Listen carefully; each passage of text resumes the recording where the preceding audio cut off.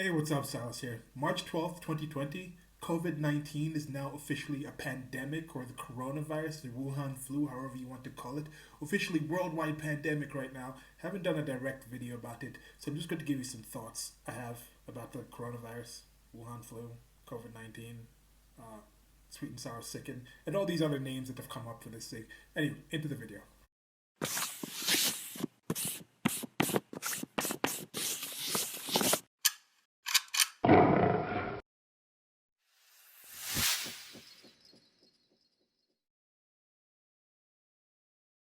So this isn't going to be a deep dive into the whole science of what's going on here. This is going to be some thoughts as an amateur, somebody who has a YouTube channel, some of you enjoy my thoughts and whatnot. Just sharing some of these kind of thoughts and observations that I've had about the reaction and the spread and whatnot about this, about the coronavirus, COVID-19, however you want to call this thing.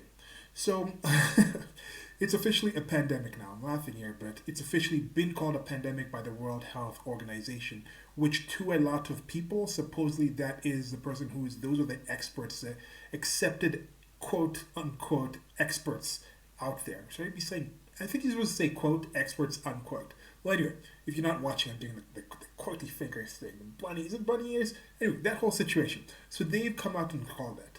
And I wrote about this, and I might read this in a separate video. I wrote about this on my blog, rantathon.com, rantathon.wordpress.com. You can check it out there.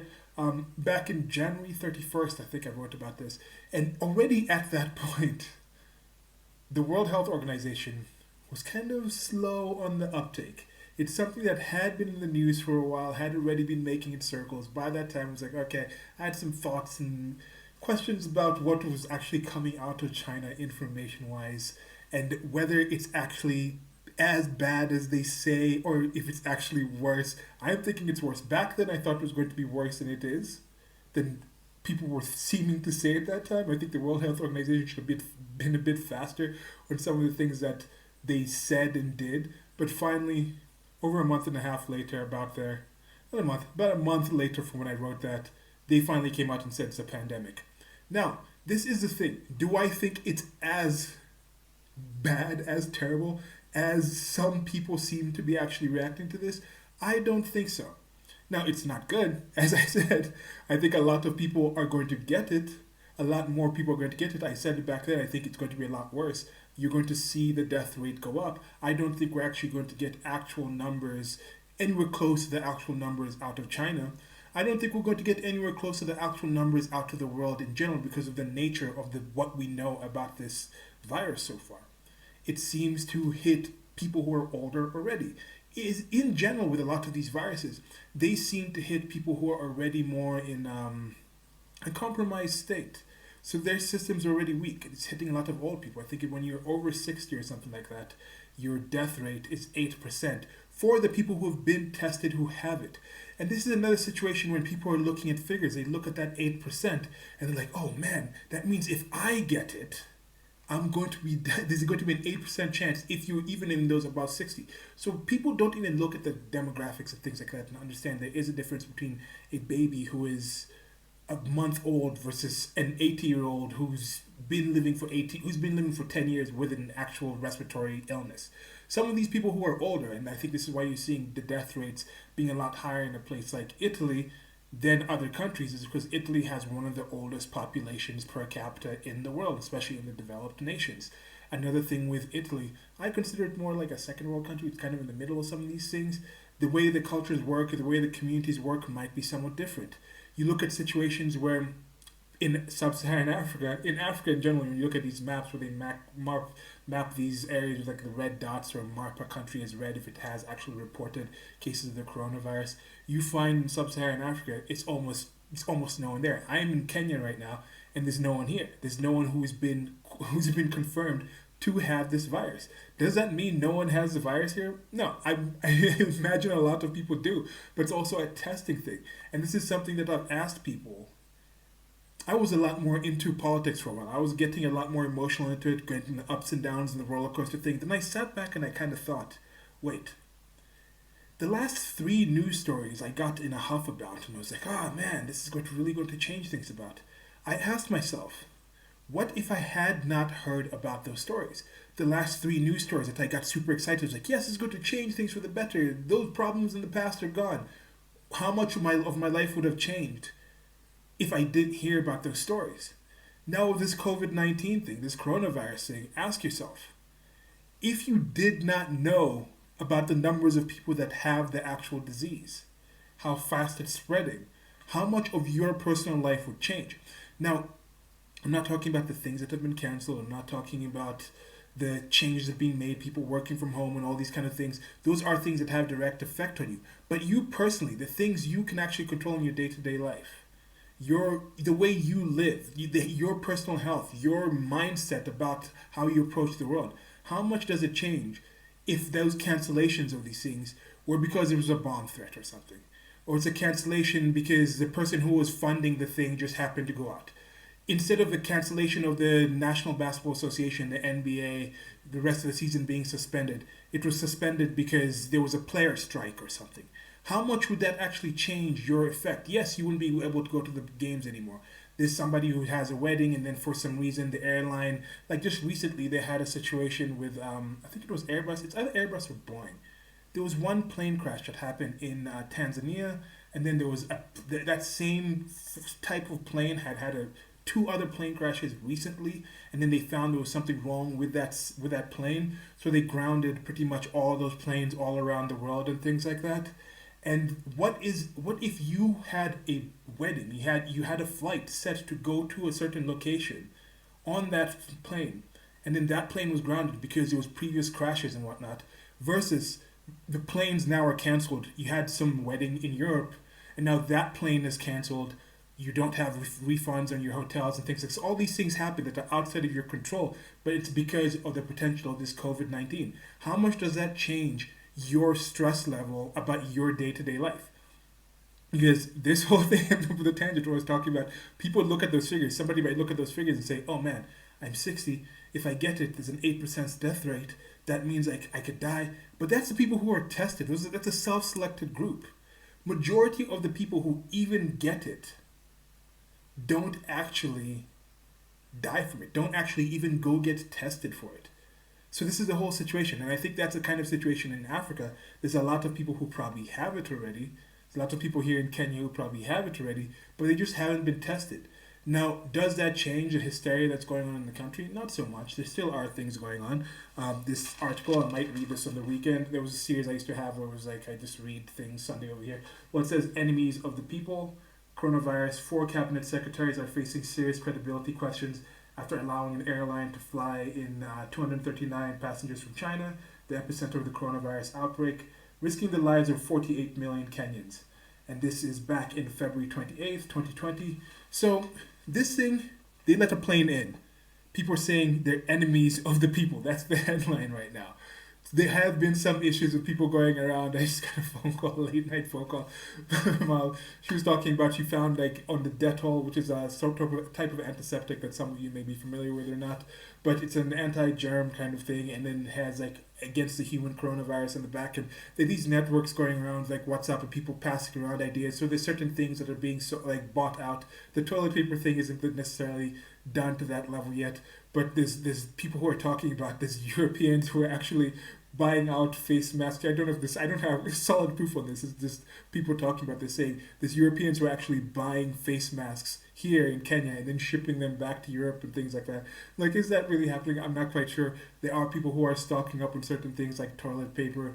I was thinking about watching these shows, and there's actually news shows of people showing, it's like on the BBC, there's somebody who's actually doing a full demonstration of how to use the Purell. And you're supposed to go between your hands and things like this, and then you're supposed to get it on your wrists as well, and take like, it said like 60 seconds, 60 to 120 seconds to do the thing properly.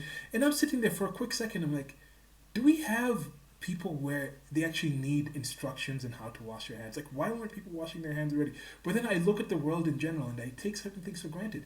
Maybe people actually do need these instructions. Look at the way people react to things. Look at the things people find entertaining, the movies that get famous, the songs that get famous. Look at people's voting patterns. Look at the things that entertain and engage people. Look at the things that make people panic in the past. Look at the things people believe. Look at the the systems that they think that created the world and things like this. Then I'm like, wait, maybe there are a lot of adult children out there. There's a lot of adult age children out there. People actually might actually need instructions of how to wash their hands. I remember I was taking it was like an English class or actually a public speaking class or something, but I remember actually making a speech in college of how to wash your hands and things like this. And you're supposed to do the whole full thing, go between the fingers, make sure you go under the nails. And a lot of people don't do these things. So maybe it actually is something to actually help and get people out there. So, I want to go back to this story about the plane coming into Kenya. You see, the plane was let into Kenya. These people, these 239 people, I haven't read the article yet. I'm not too worried about it. I don't know how much. There isn't that strong of a media thing following all these people around and things like this. I imagine if this was in the United States of America and these 239 people had come in, they would be being tracked. There would be specific people following the steps of these people. I would be hearing it on the news. I would be hearing it in social media. These 239 people have gone here, here, here, there. They've talked to this person, that person, this person, that person. And then there would be people following it in a different way. And that's going to lead to a different kind of panic vector in the culture that's already there. How many people in Kenya have watched shows like Pandemic? Have watched things like the Outbreak Monkey and things like that. I'm just thinking about things in the past when I was looking at things when we were about to travel to the United States of America. I was watching things about the United States of America. I was seeing these old movies like KKK, people burning crosses in yards. I was seeing things with those. This is back in the 90s. I was seeing those big cars or the wagons with the wooden paneling on the side. So you're getting a lot of older things. So I'm thinking that's what I'm going to see when I get to the United States of America. When I actually get to the United States of America, that wasn't what was actually going on the ground. Think about the way the media has been. These people that are actually bringing these fears into you, this hysteria that's going around the world, how many other things have they warned you about recently that have turned out to be as bad as they have said? How accurate are these people about the things? When something good is going to happen, how accurate are they about forecasting what's going to happen? This is just more of that hysteria, this is more of that panic. Get out there by yourself and find the information. Find the actual information and just think, if you didn't know that information, how much would it change? Now, the information you're being told, how much do you actually believe that information? If somebody, for example, was telling you about a God that you don't believe in from some religion you don't believe in, and they say, if you don't pray to this God, you're going to go to the hell of this religion. You don't believe in that God. You don't believe in that hell. But then, would you still be worried about that? That person truly believes that. But would you still say, just because this person believes that and says it, that's enough for you to worry about that? Or do you go into more of your process yourself and try to understand, is this person actually factually right? What is this person basing this on? What is this person basing these fears about me actually going to this hell on? So that's kind of the way I'm approaching this kind of thing. And I look at look at the way these politicians are being treated for letting a plane in. Then I look at the people who are treating Donald Trump, who just recently put a ban on the Schengen countries, and the Schengen countries are part of the European Union. Most of the European Union, I think the European Union is about 29 countries. But the Schengen area itself is 26, where you fly into one of those countries and you can travel. You can cross the borders within those 26 countries without checking your visa or your passport again. All the citizens between there can go in. But I think it's like Bulgaria, Cyprus, Ireland are not part of that Schengen zone. So there's a situation. So those were canceled. The flights from those countries to the United States of America are canceled from tomorrow, which is, tomorrow the 13th of March. I think they're all going to be canceled. Friday the 13th. Hey, Friday the 13th. And that's going to affect countries in a lot of ways. And I was thinking that effect from that plane that I mentioned before, it was either Boeing or Airbus. I think it was like Boeing. I think Boeing is the one that's in the United States of America. Airbus is the one that's in Europe. I could be wrong. I could be mixing these up. But then think about the effect that Boeing had by dropping out all the lines of that 787 or something that was flying that had to be grounded after the three of them crashed, and that national effect of it. So there's different interests in these kind of things. And then now the effect of them already having canceled, taking Asia out of taking a large part of Asia out of their flight systems in Europe with that air carrier. And then now they have taken the hit from the United States of America, all the flights coming through there. And it's just even connection. It's not even direct. Even if you connect through one of those countries, you can't do it. So all these things are getting retooled around. And in that article I wrote in my blog, in that blog post, I was talking about how the thing that is going to be felt is the economic system, is the economics, the way we're tied in. It's globalization is already here in some sense. And I'm not quite sure how natural this globalization is, because this globalization is backed by the state system, by the system of states. And this is like a ramble all over the place here. This is making any sense to people if you follow me. If you still follow me, thanks for still being here. So some of these things are backed for the things in these global scales, in these global markets. Why are you getting certain essential things or relatively essential things from thousands of miles away when you technically could get it for a little, maybe so you could get it from 2 miles away? What is that system? And one thing I was thinking about, it's not even like the direct product, but it's kind of a thing where it's like, yes, somebody in the United States of America, you might be going to the United States of America and be like, oh, I go to my local baker, and my local baker is where I get my cakes from. This is not an international thing. I'm still just going to my farmers markets and this kind of things. But even that farmers market who's growing that stuff locally, the pesticides that they have in their local farms may be from Vietnam. And then those things that are coming from Vietnam, you might say, okay, that's not necessarily China, but some of the actual processing of some of the materials that's actually in that is coming from China and then being taken to Vietnam and then being processed there and manufactured and then shipped over here. Might have a plane that crosses through Wuhan, or they might be like a factory piece that helps mulch this thing that's actually created in China and things like that. Or it could be a simple thing where it's like, okay, I'm getting some cake from this person. You might not have all the ingredients maybe local in the United States of America, but maybe this person has the packaging. They're getting the little plastic things, they're putting the cakes in. Those are shipped in from a company in China. So the connections that people have, that the markets have all over the place we're just intertwined. It's a mixed and it's somewhat complex in a way, but it's been figured out in the system where it's like on-demand shipping, where something is expected to be needed in a certain location where somebody doesn't necessarily need to have the warehouse space to stock up all these resources. So it's kind of a thing where they just assume, yes, this person is ordering 50 units of this thing, has ordered 50 units of this thing for a year. So it's kind of a situation where that company knows, like, okay, so I'm going to be getting these 50 units, and then they combine and there's all these people order maybe 500 units, and then that person says, okay, whoever's warehousing that thing and shipping it over to these people in this area, I'm going to now order 1,000 units instead of the 500 units of services, because I know I'm going to need those units for, so let them be coming on their way already. So I kind of have the situation and I'm getting it at a certain bulk price, and it knocks down the prices of these things. And it's this intricate system that kind of works in that way. But why do some of these things exist like they do? Who is actually insuring these things? Who is actually covering these things? How are these things being funded? And I think a lot of these things are being funded on credit. A lot of these things have very tight margins. There's a lot of people who are talking about, oh, these massive companies. And so I was talking about with the adult children thing. And I was an adult child, and there's still a lot of things that I am completely just... There's a lot of things I might have spoken about in this video that are just completely BS. So definitely double check and let me know in the comment section if I'm just completely off about something. But it's kind of a situation where these people who you think are independently wealthy, running these companies, these smaller businesses that are working in these kind of situations, they're working on very small margins. They're working on very tiny margins. Where now you have these big organizations shutting down. You have these bigger things where it's like, oh, we're closing down in a National Basketball Association. We're closing down these sporting leagues all over the place. And the knock-on effect of these things is going to be massive in different ways.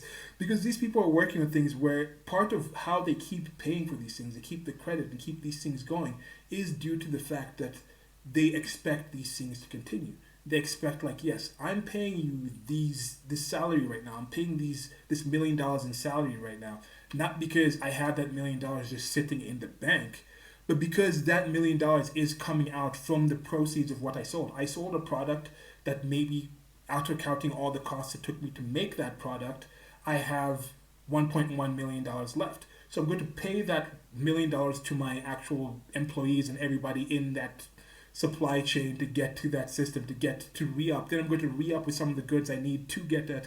So I'm going to reinvest that into the company.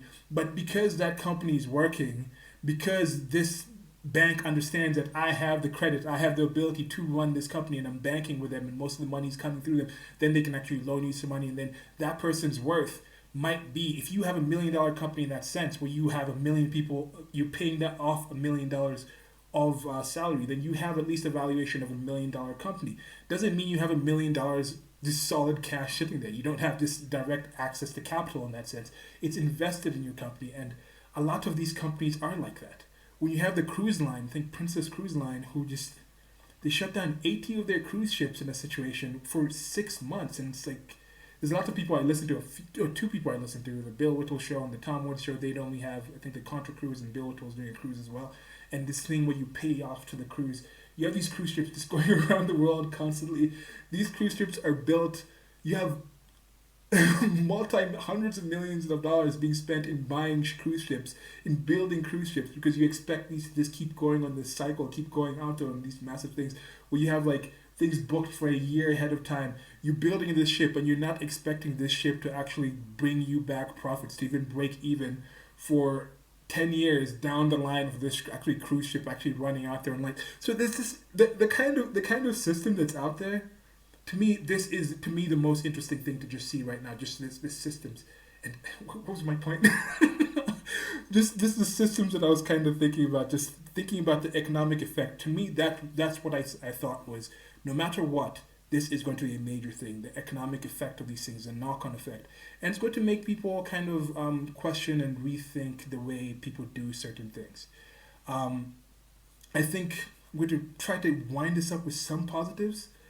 Some of the positives I think that are going to come out of this are people thinking about new ways of doing things. I've spoken about this before, how I think we are getting into like the information age right now. And after the information age, once this information is out there, we're going to go more into the understanding age. And this could be personal me just projecting my kind of situation, just getting out and just getting a deluge of things. I've taken in a lot of information from different places, and it's taken a while for me to actually understand some of the experiences that I've had and some of the information that I've actually gotten in. Some of the fears that I had, I could imagine me 10 years ago being a lot more afraid from the way I actually understood things about what was going on with this COVID-19. I can imagine myself being more in a panicked situation. But in this situation, what is panic going to change in my personal life? Is that going to make me more resistant to potentially getting the coronavirus? No, I don't think it's going to change that. Like I said, I think people in Kenya have it. Now, if we just had a system to test every single person in Kenya that had it, I think if you have the full information, that might be positive than having some of the information. That makes any sense. Because I think if you have everyone who has it, if we found out that right now in the world, that let's say 1 billion people had the coronavirus, but we were 100% sure that only let's say right now they said 4,000 and something in the world, that's in the figures out there. But let's say the actual figures were actually 25,000. 25,000 people have died. And we knew that in the future, maybe it's going to get up to even 100,000. But 1 billion people will have it. 1 billion people will have it. And then we knew that it's only going to be 100,000 that actually die from it. What is your reaction going to be? What is your mindset going to be? Versus being like, okay, it could be 1 billion people. Like there's some people talking about things who are like, yeah, we don't want to just say anything and not be right, not be, so it's like, oh, it could be it could be like half the world's population could get it, and then we don't know what the death rate could be, like half the people get it. And right now you get the kind of situation where the people who are being tested are going to get tested in many cases because they are at risk, because they already have an issue going on with them. So they might be going there to get tested. So the people who actually volunteer to get tested, who are being targeted to get tested, might be people who are more at risk. So within that group, the actual death rate within the people who are more at risk to actually die, who are more sick to actually get into that situation, is going to be higher, and that's going to skew the numbers in that kind of situation. So that's one thing to kind of think of. I'm not saying don't be worried, but maybe you need to rethink how worried you actually should be. Because like I said, I think people in Kenya have it. They might be, I was talking to a cousin, is it a nephew? Kind of a nephew, it was a cousin. Yeah, cousin? It's a cousin. It's a nephew. It's a nephew. Anyway, I was talking to him. It's a different thing, like in the United States of America, they go like a third cousin, but it's like, it's my direct cousin's son. I think it's nephew. It's a nephew in that kind of sense. Well, anyway, we're talking about the situation because thinking, okay, in Kenya, we both agree that if people just haven't been tested, so people probably have it, but we just don't know. This plane landed here. It's probably at least one of the people on that plane. It could be a chance, could have not had. But anyway, you come here, and then there's something. Okay, there was one thing they're talking about with the climate that could change the kind of situation. But anyway, there's a lot of people in and out of this country. Kenya is one of the hubs in Eastern Africa, in Sub-Saharan Africa. So there's people in and out. I'm sure at least one person has it, and then that person has it and spreads around and things like that. But by people not knowing, that's going to change the way things actually are treated. A different thing also is I think people in sub-Saharan Africa are more used to it's more of a regular thing for people to die from illnesses. I think you have certain countries, certain first world countries, certain developed countries that have a different expectation of what actual health is. This is related to that first world problems type of thing. What do people in the United States of America, in first world countries, actually read and panic about? What levels of issues do they actually find, are they actually sensitive to?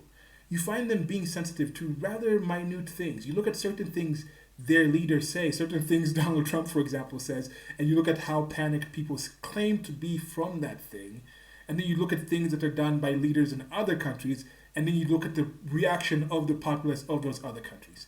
You look at the levels of corruption that happen in other countries versus the levels of corruption happening in the United States of America.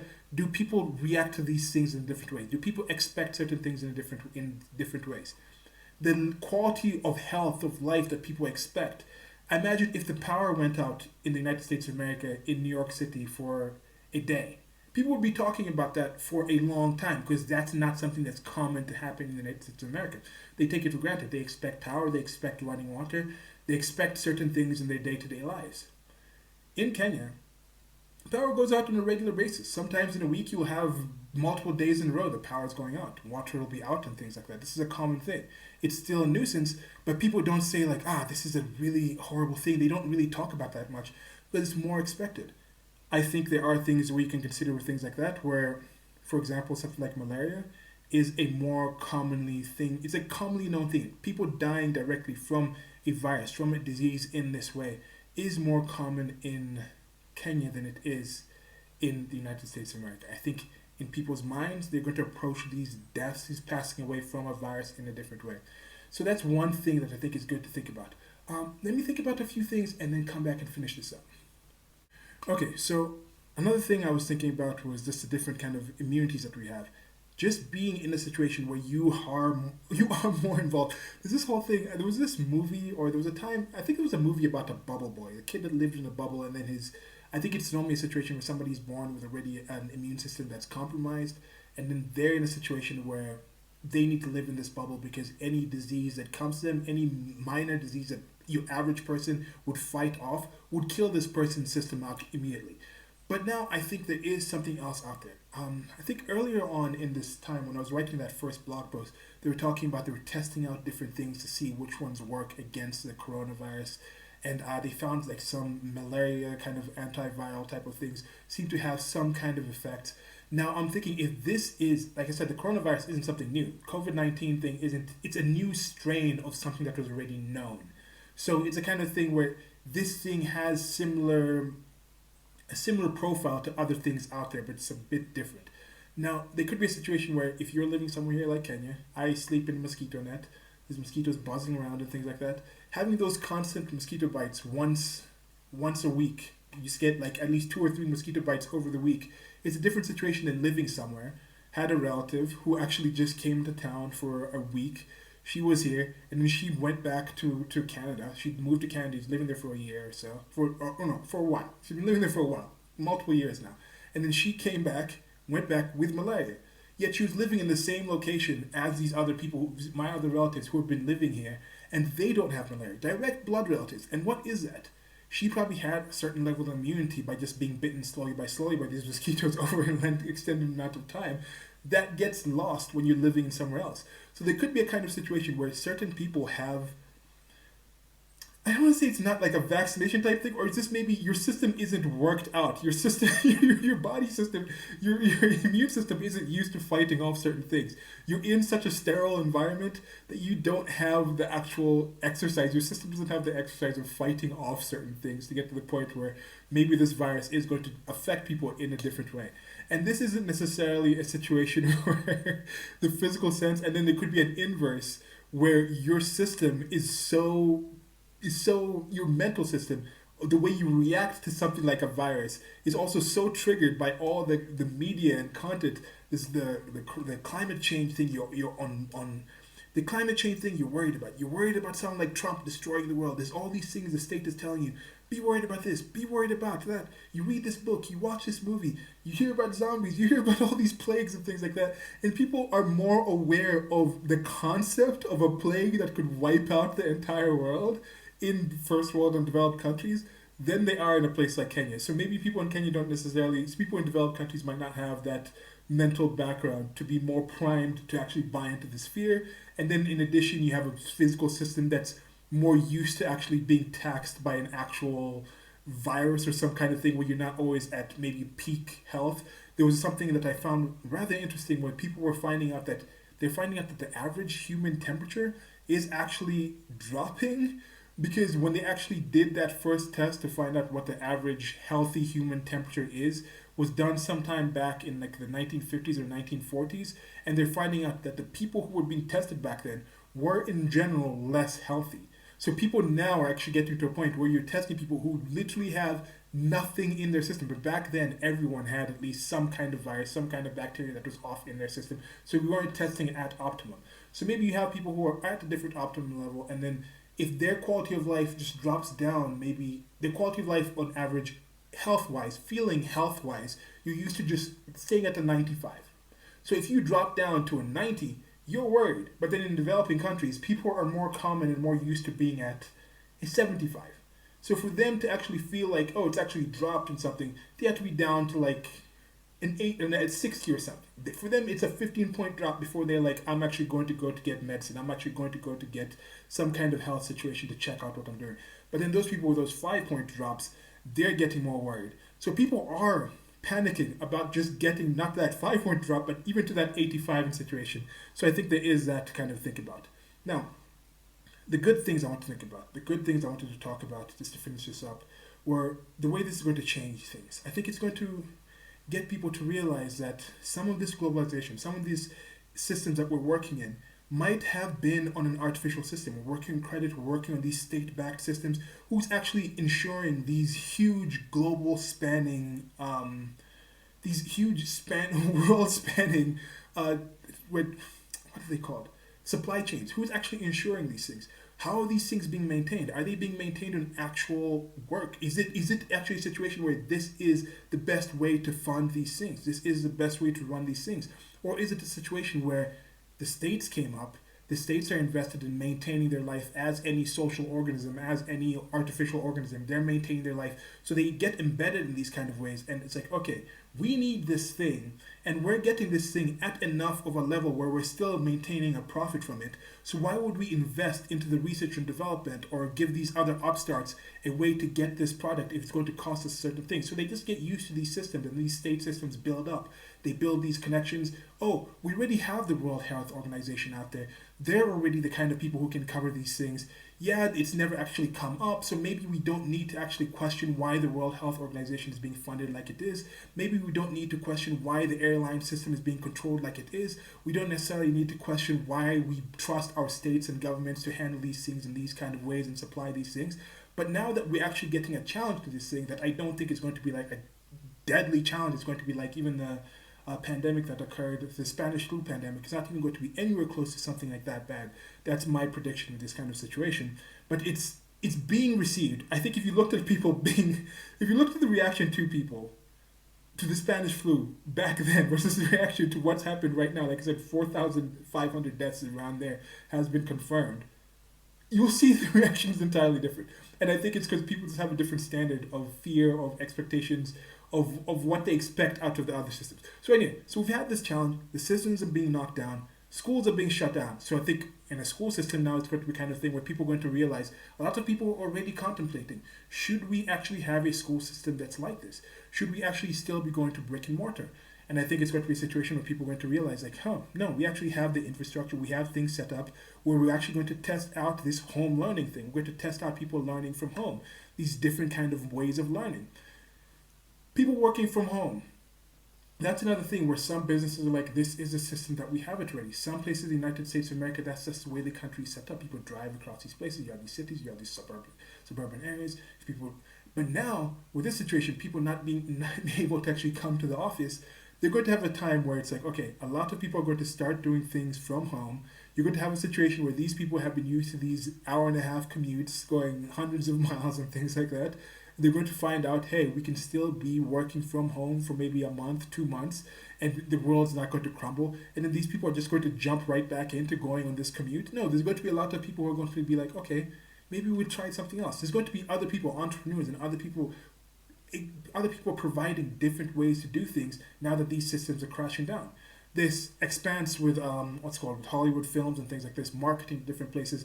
Look at these. Should we have this system where we still have the studio system where a few people invest this much money into a film and we market it in this kind of way, and then now we're focusing on making sure we double our actual screens in China because we don't have to market locally to the United States of America. We can focus on that. But now you have a situation where these major movies are getting postponed because China is shut down because of these different reasons. Is there other ways to do these things? Are there ways now to monetize a streaming thing where instead of doing this where we crowdsource or we make movies in a different way, make movies in sections and things. So there's different ways. I think there's different things that are going to inspire people to do things in different ways. And I think a positive thing also is going to be for the developed countries.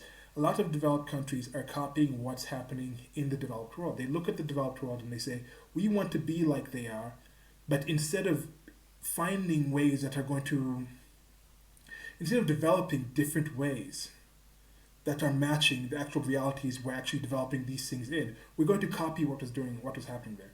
In Kenya, majority of people who go to high schools and middle schools, from middle school up, majority of people go to boarding schools. That's what was happening in the UK, in Europe, I think in general, 80 years ago. Most of the people who went to like high schools, people who are in the 60s, 70s now, were mostly going to boarding schools. They still have a system like that there, but it's not as widespread anymore. You have a situation where people bringing in the public school education, like K to 5, kindergarten to standard 5 or grade 5. They want that thing to be public and international, where everyone's sent to this one school area. Instead of trying to develop these new ways of doing things, they're like, oh, that's what was happening in the United States of America, but that's a system that was established in the United States of America back in the 60s, I think, around there. So that's when the Department of Education came in. But then they were working in an entire different reality.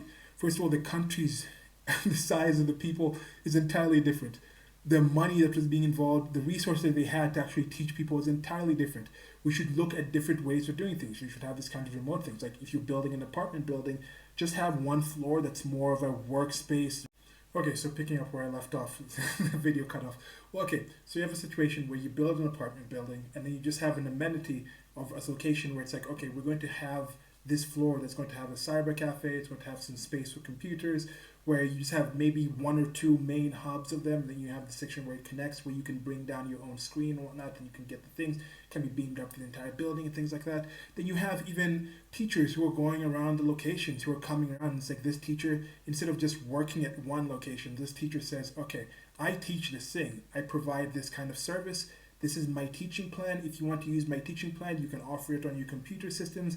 Then I have time to come around in these different apartment areas for, let's say every day I'm going to go around to this one neighborhood. I'm going to hit up this apartment from 9 to noon, and then this other apartment from noon to 5, and from noon to 3, and then this other apartment from 3 to 6.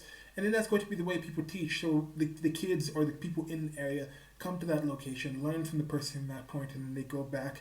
And you can have a situation where it's mixed. I already saw this one article about families who are now, or younger people who are now coming together to buy homes and things like that. Instead of just saying, oh, we're going to live in separate apartments, they just go to the suburbs and then they say, okay, we're going to live in a situation where maybe it's 2 or 3 married couples. They come together and they say, we're going to live in this 6-bedroom home. So we're going to get a situation where the parents each have their master bedroom where they live in, and then maybe there's, or it's a 4 or 5 bedroom home. Then they have bunk beds and things like that, and they have the kids live in these rooms together, and they have shared spaces and things like this. So different ways of doing things, and I think with stuff like that, you're going to get the situation where now people will be freed from just doing things because of that's the way we were doing them, by trying to learn these new ways or being more open to these new ways of doing things, new ways of getting in information, absorbing information, getting in the same things. There's like some things like I think it was like LeBron James. He was first told like, okay, we might get to situations where we don't have fans in the stands, and he's like, oh, I don't want to play if there's no fans, and then he kind of walked that back as I expected him to. Because the situation you're saying, oh, you don't have fans in the stands, you don't want to play for anyone, but you're already playing. Majority of the people you're playing for are already watching it online. They're already watching it from home. They get in some cases a better experience in that situation. They had like the Arnold Classic, which is a lifting Arnold sports festival where it's like strength, it's like strongman, it has fitness, bodybuilding type of things. They had a situation where it's like, okay, now it was mainly family and people on their training teams and things like that were in the stands because they said we're not going to have people going to. So I think there's certain things that people take for granted. They just do it because they do it. So this is going to get the thing for people to actually think, why do we do these things? I think a lot of people will get this respite from doing certain things that they were kind of just doing to do. And then now when these things come back, people might have found other ways to actually scratch that itch, other ways to get that thing that they thought they were getting from only this thing in different ways that are more conducive to their lifestyle. And people might take this time to actually offer different ways of doing things. Also, for people out there, if you guys are people who play the stock market, I got some call from like the Netherlands, and I got one from Cyprus, some company talking about getting online with like day trading and things like that. I've heard stories about people investing like $10,000 and then in a couple of days flipping it around to like $80,000. There's things going on with the markets. If somebody is aware of those things, there's people making money out there in these kind of things. There's people benefiting from these kind of situations. But I think in general, more people are going to benefit from this more than people will lose from this. There might be some companies that don't necessarily recover. Maybe some major changes, like I'm saying with those cruise companies. Some of those things are like, wow, how are you going to recoup these massive losses that you're taking in these situations? But do we actually need that many cruise ships, or is it kind of situation where we're more limited? You kind of rechange these things. So I think it's going to be a positive thing in that sense. Let me know how you directly been affected by it. Do you have coronavirus? Do you know someone that has the coronavirus? As I mentioned, I know people in different parts of the world. Know a couple of people in Italy. Have a relative in Italy. Just had a kid. They're not. I mean, I've talked to them a bit. They didn't seem too worried. I need to talk to that person more and see how they are in the mindset. I know I've talked to some people in the United States of America. I have a lot of people in New York, and New York is one of the places where it seems to be coming up the most, massive city. So you have a lot of situations, people saying, oh, we need to shut this down, we need to shut that down. And I think more of that's going to happen before it actually gets better. But I don't think this is as bad as things that we are aware of. But I think people are a lot more aware of today than they've ever been aware of when they lived. So that's some of the things I'm saying. Some of the hysteria might be coming more from your awareness of the potential negatives based off of limited information, that there's still a lot more information that you've had in the past about things that were already known to be literally a lot worse than what this thing is, if that makes any sense. So yeah, that's it for this video. It's been a bit of a ramble or rant. I just tried to just get a lot of things out. As I mentioned, I might actually read this article. If it's, I'll skim over it, then I'll probably read it on Sunday and post that in the Sunday Over Here series. And I might read the blog post. I'm thinking of doing like a Corona Chan sketch to kind of go with that maybe. Anyway, that's it for now. Like, share, and subscribe. Till next video. Goodbye. Oh, one more thing. Just thinking about the whole Trump situation. It's funny seeing people in the start, and this is the thing, this is just that meme I've thought of before, where it's like you can't start blaming Trump for something if you don't stop blaming him for anything. If you never stop blaming him for anything. Because there's the same people who are in the start, they're talking about how Trump is not doing enough. Now when he does this ban on the Schengen states, he's doing too much. In the past, he already banned flights from Asia. He was talking about this is something coming from Asia. Where do you think you're like, oh, you're racist because you're saying it's coming from this place, but literally it is currently a foreign thing. It was coming. We understood it came from China in this kind of situation, and I've talked about different kind of things. I'll probably talk about this separate video with some of my thoughts on the different kind of conspiracy theories that I've thought of that I don't think actually happened. But if I was writing a story and a book, I think it'd be kind of cool to have some of these conspiracy theories. But anyway, so with this situation, he banned places from there. And then these bans have been called racist and sexist and a racist before because of the Muslim ban and things like that. And then now it's a ban on Europe, which is mostly white. Now, is this a racist ban? Are they going to call this a racist ban, that kind of sense? So this kind of interesting thing is going back and forth. And just, as I said, think about the sources that you're getting some of this information from. How trustworthy have they been about both the positive things and the negative things in the past? And then also realize that you personally can go out there and find information yourself. You can actually find sources to back what you're being told about or find sources on your own. And that's for me partially why I'm not as worried about this. That's why I'm not worried about going to hell for not believing in Jesus Christ or not believing in Muhammad. Or I don't think I'm going to miss out on going to Nirvana. Because these are things that people truly believe in. People honestly, truly believe doing these things is positive and not doing those things is negative, but I went out and actually looked at the actual information and I didn't find enough data to be convinced by those concerns or worries, and that has changed the way I approach that information. Like I'm saying, I'm not saying the people who are worried don't have reasons to be worried. I'm not saying they're being disingenuous. I am just imploring you to not take on their worry without actually having some evidence of your own to actually back that concern and awareness. And also, what do you guys think the toilet paper thing is about? That's one thing. It's like, do you like go number 2 more when you have the flu? Or, all right, what do you think that thing's about? Okay, goodbye.